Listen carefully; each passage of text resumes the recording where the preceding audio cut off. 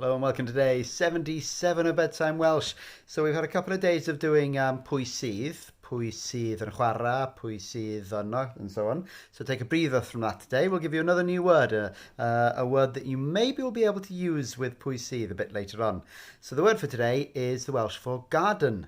And the Welsh for garden is quite easy to remember actually. It's just gardd. Gardd. So that's a the sound as if you're saying the word, the. Gardd. So garden is gardd.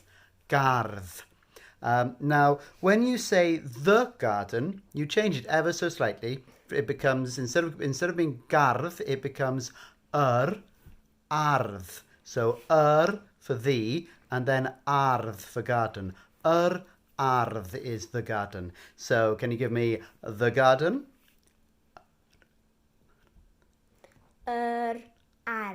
Ardd.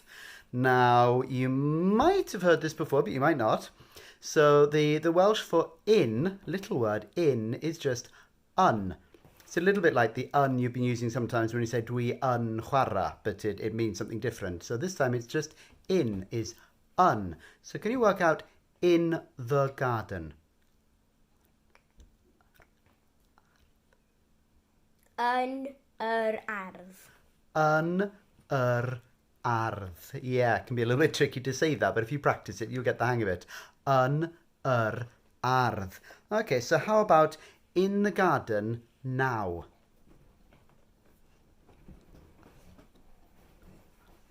Yn ardd rŵan.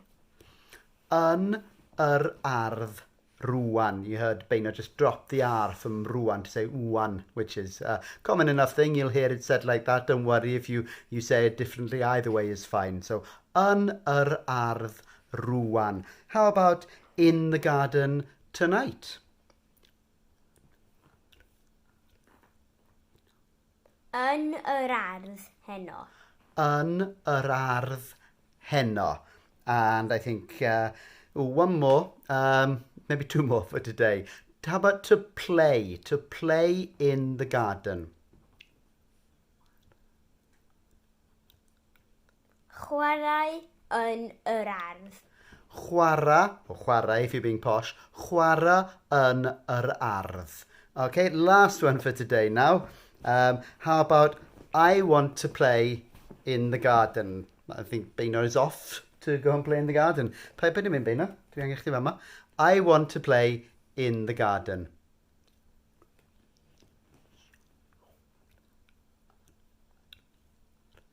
Dwi isio chwarae yn ardd.